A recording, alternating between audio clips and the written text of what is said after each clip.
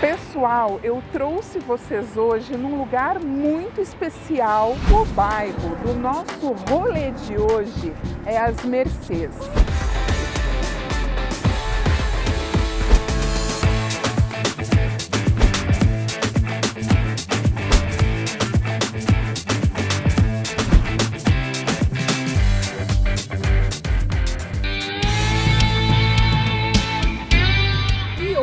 Eu trouxe vocês nesse lugar super especial porque foi aqui, nos arredores da estação ferroviária, que tudo iniciou do bairro que nós vamos conversar hoje, o Rebouças.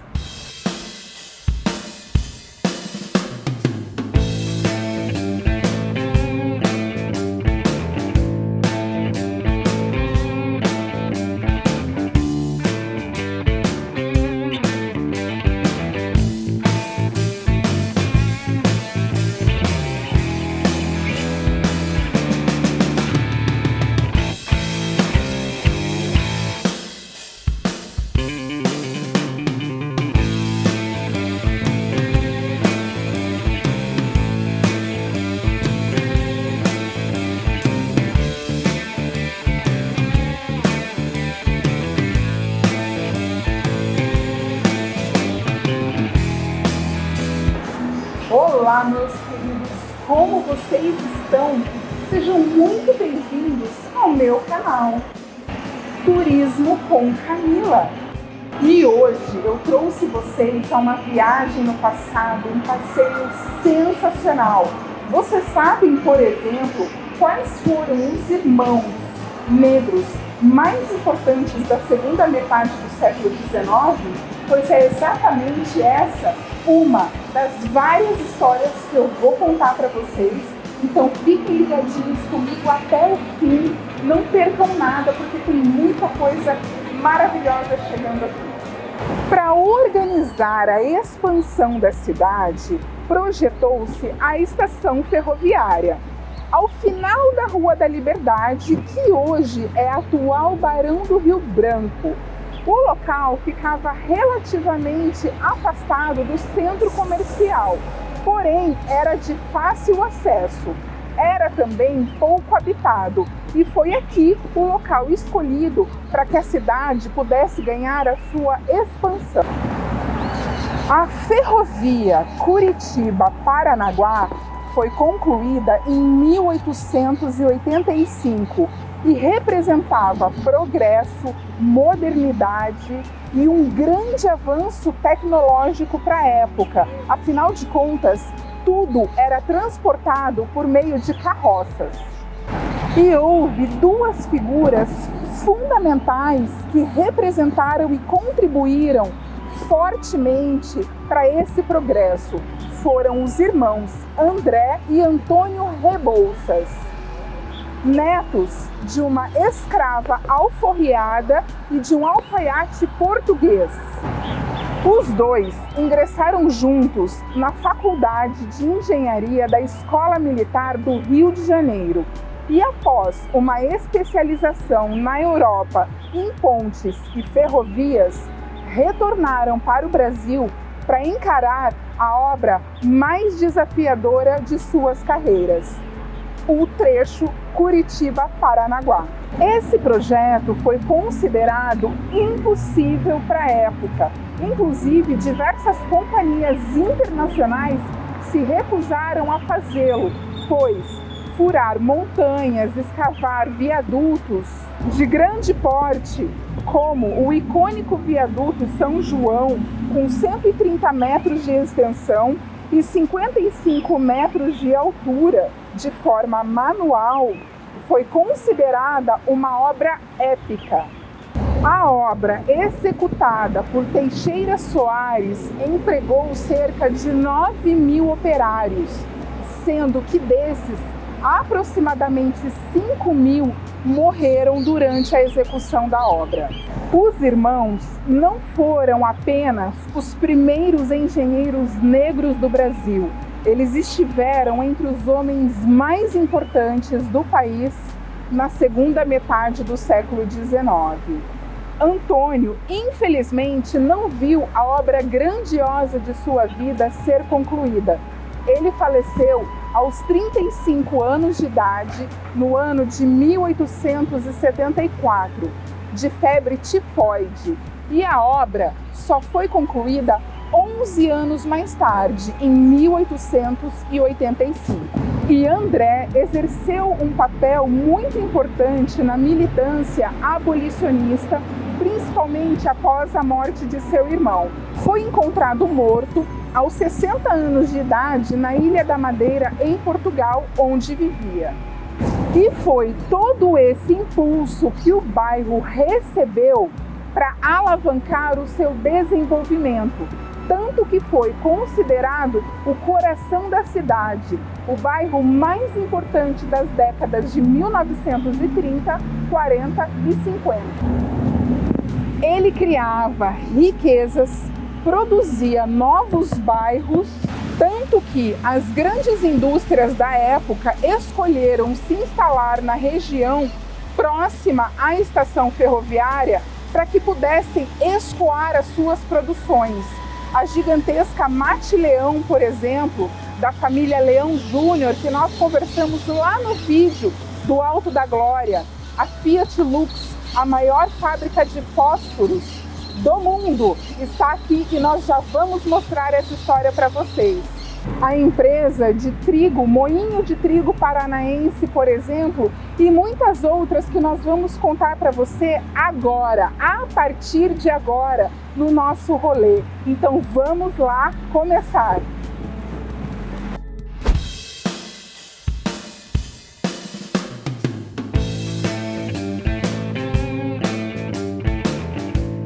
Então, pessoal, vamos começar o nosso rolê partindo aqui do Museu Ferroviário, localizado no Shopping Estação, que eu já comentei brevemente sobre esse local lá no episódio do rolê pelo centro da cidade.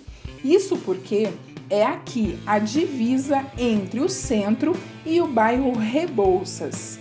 O Shopping Estação é um importante centro de compras da cidade, possui cerca de 150 lojas, teatros, salas de cinema e praça de alimentação, ou seja, um importante centro de entretenimento aqui nessa região. E entramos na rua João Negrão, onde podemos avistar uma importante referência de toda essa história que comentamos até agora, a Ponte Preta, que foi inaugurada no mesmo ano da ferrovia Curitiba-Paranaguá, em 1885. Era conhecida como Ponte da Rua Schmidlin, porque era esse o nome da rua. E quando chovia, o rio Belém inundava completamente o local, por isso teve a construção dessa ponte. E aqui, na rua João Negrão, encontramos diversas referências dessa época de formação do bairro, como, por exemplo, o Bar da Brama, na esquina da João Negrão com a Getúlio Vargas. Ele não existe mais. Foi inaugurado em 1999 no terreno da tradicional de uma das grandes potências do início da formação do bairro, conhecida como Cervejaria Atlântica, inaugurada em 1912 pelos imigrantes alemães Karl Hein e Augusto Acker, com 11 mil metros quadrados, sendo utilizados equipamentos mais modernos que haviam na época, inclusive comparados às grandes fábricas na Alemanha.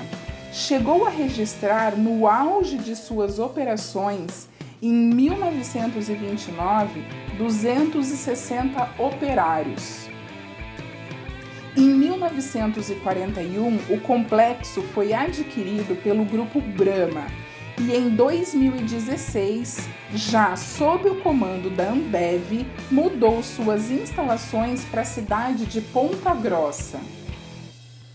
E aqui à nossa direita temos a empresa Swedish Match, uma empresa sueca que produz charutos, fumo para cachimbos e isqueiros, responsável hoje pela marca Fiat Lux, mas que iniciou suas atividades no início da formação do bairro como produtora dos fósforos Pinheiro. Aqui entravam caminhões carregados de toras e saíam vagões carregados de palitos. Foi fundada em 1895 e o nome Fiat Lux deriva do latim e pode ser traduzido como faça-se a luz. A marca possui 3 indústrias ativas no Brasil, mas essa sede de Curitiba é a maior fábrica de fósforos do mundo. E aqui já entramos no Viaduto do Colorado, onde temos a sede do estádio Durval de Brito e Silva, que apesar de estar na divisa com o bairro Jardim Botânico, já foi considerado território do Rebouças. E tem tudo a ver com essa história que estamos contando, pois era o campo do Clube Atlético Ferroviário, que surgiu justamente para divertir os funcionários e operários da rede ferroviária. Hoje é sede do Paraná Clube e o estádio foi construído para receber os Jogos da Copa do Mundo de 1950. E aqui à nossa direita temos o Rio Belém. Ele é um rio muito conhecido em Curitiba. Sua nascente e sua foz estão dentro da cidade. Possui cerca de 17 quilômetros de extensão e cruza com diversos bairros. E no centro possui uma grande parte canalizada, justamente para dar lugar à urbanização. E aqui na Rua Chile podemos avistar à nossa esquerda o Teatro Paiol, que ao contrário do que muitas pessoas pensam, não faz parte do Rebouças, e sim do Prado Velho. Então, obviamente, vai ficar para o episódio do bairro Prado Velho esse importante ponto aqui dessa região.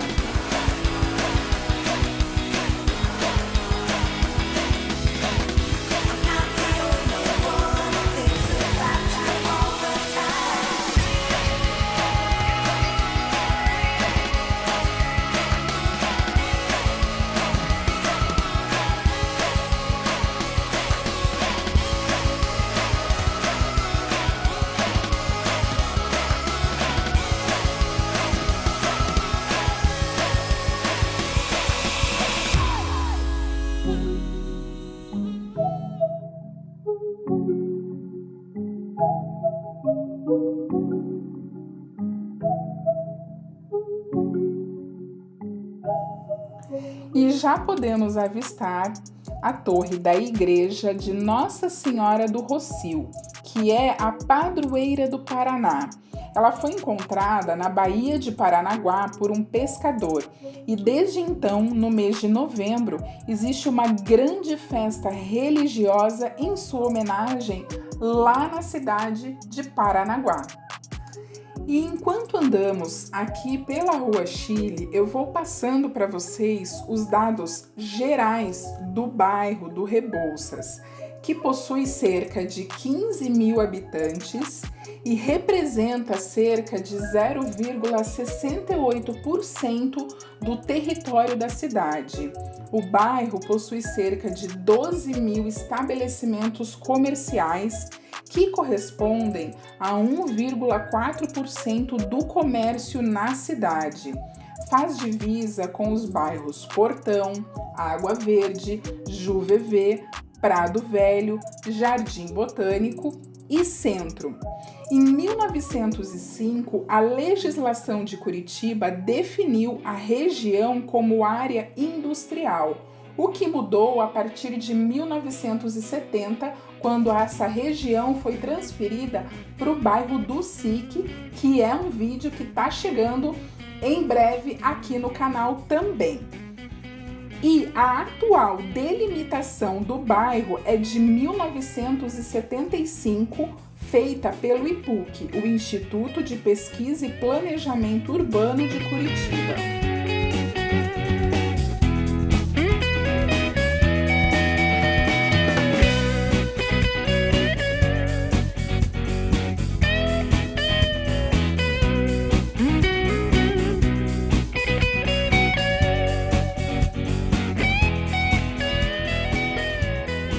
E chegamos na rua Lamenha Lins, onde eu vou deixar uma super dica aqui do canal, que é o Massuga Salão, um parceiro muito top, com uma variedade enorme de serviços e profissionais super gabaritados que oferecem todos os tipos de serviços na área da beleza.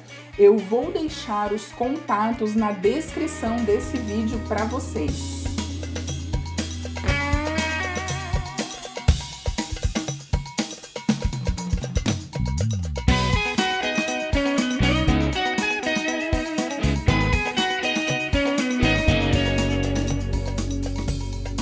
E também, pessoal, o bairro não era só trabalho. Haviam também algumas opções de lazer, como o Cine Flórida, a Sociedade Universal e a Sociedade Dom Pedro II, que está aqui à nossa esquerda.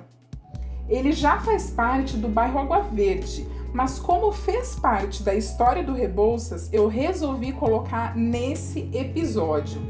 Essa é a Rua Brigadeiro Franco, que nós já falamos sobre ela lá no nosso rolê pelo bairro das Mercês, onde ela finaliza. Ela vem vindo lá do bairro Parolim e corta aí um bom pedaço do bairro Rebouças, também passa pelo Batel, que nós ainda vamos tratar aqui no nosso canal.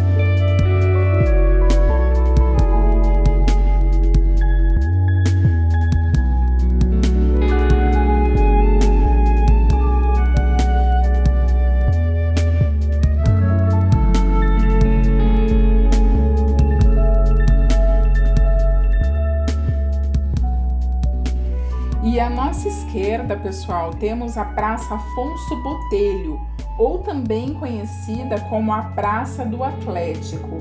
E é claro que eu vou falar sobre esse local, mas isso só quando nós chegarmos no bairro Água Verde. E estamos na Avenida Getúlio Vargas, onde temos também a paróquia do Imaculado Coração de Maria, que ocupou o lugar da antiga capela e que abrigava aqui, nessa região, a festa em homenagem ao Imaculado Coração, sendo esse santuário inaugurado em 1922. E uma curiosidade bem interessante é que 3 meses após a inauguração do templo, ele pegou fogo, sendo necessário ajudas e doações para reconstruir o que havia sido destruído.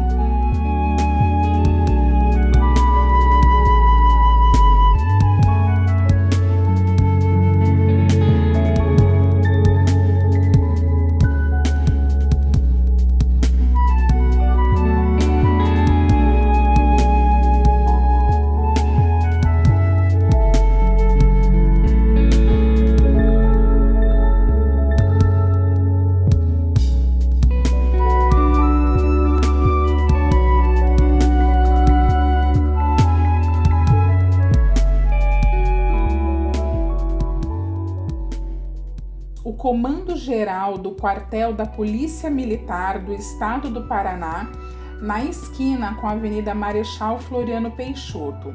Ele está nessa localidade desde 1896 e foi fundado pelo então presidente da província, Francisco Xavier da Silva, em recompensa à participação ativa da corporação na Revolução Federalista. E em 1932, o quartel foi ampliado e teve a sua fachada remodelada. E já podemos avistar à nossa direita o templo da Igreja Universal, ou também conhecido como Templo Maior. Ele tem capacidade para 5.200 pessoas. Foi inaugurado em 2017 e é indiscutível que essa construção trouxe outros ares para essa região que estava abandonada. Aqui, nesse local, eram as antigas instalações da fábrica da Mate Leão.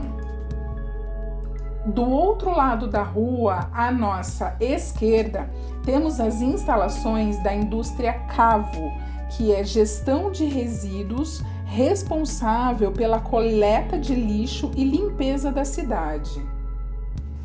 E nesse trecho da rua João Negrão, encontramos diversas lojas que vendem peças e acessórios para motos, bicicletas. Então é uma região com uma variedade muito grande nesse tipo de serviços.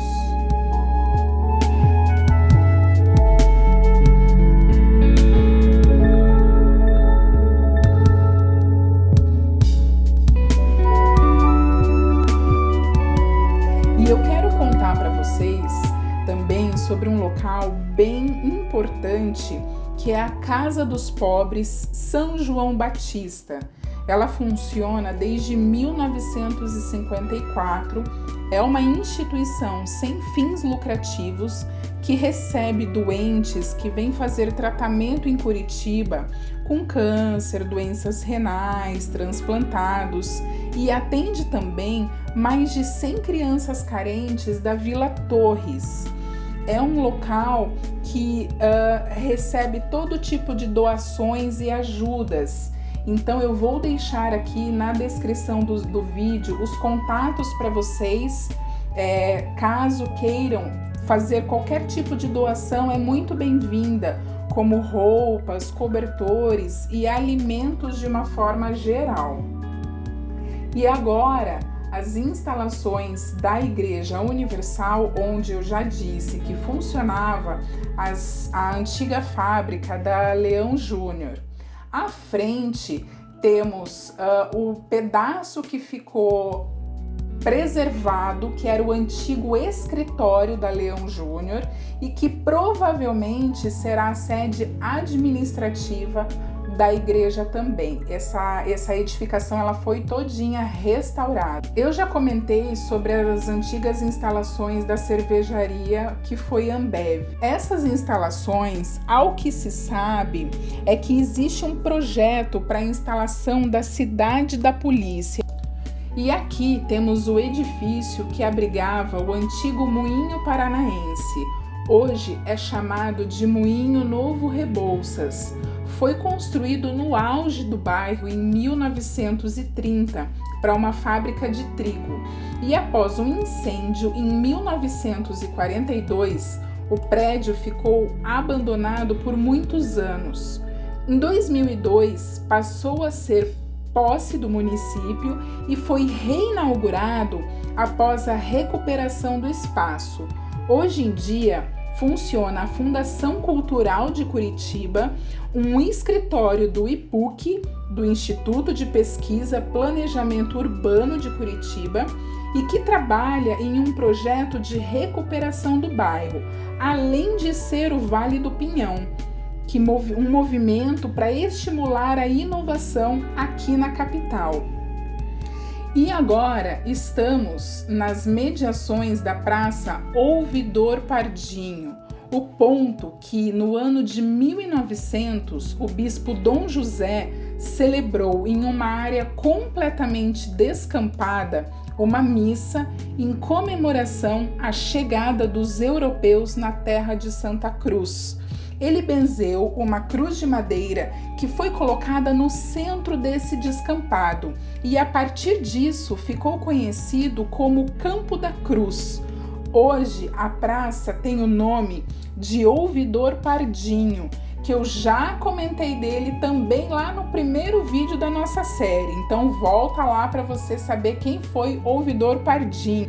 A Praça Ouvidor Pardinho conta também com uma unidade de saúde que tem sido bastante importante para a cidade, pois é também um dos locais postos de vacinação da Covid-19. Funciona também um centro de atividades para idosos, como ginástica, hidroginástica, caminhadas e alongamentos.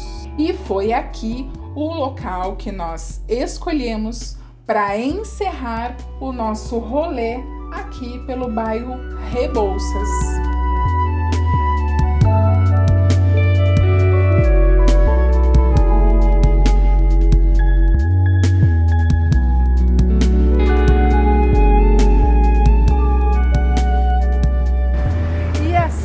Pessoal, encerramos esse passeio, essa volta ao passado de uma forma sensacional aqui com vocês. Eu espero de coração que vocês tenham gostado desse material, desse conteúdo, e eu vou confessar uma coisa para vocês, pessoal, deu muito trabalho esse roteiro para elaborar toda a rota, para fazer toda a pesquisa, foi bem difícil. Então só por isso eu já mereço o joinha de vocês por esse vídeo, tá certo? Coloque para mim nos comentários qual foi a parte que vocês mais gostaram, qual foi a história que eu contei que vocês mais gostaram. Aproveite, compartilhe com um amigo que mora nesse bairro também.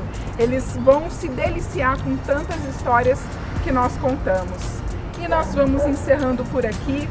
E não se esqueçam, já me sigam lá nas redes sociais, deixem o joinha de vocês, eu já falei, né? É isso então, pessoal, um beijo enorme e fiquem em paz.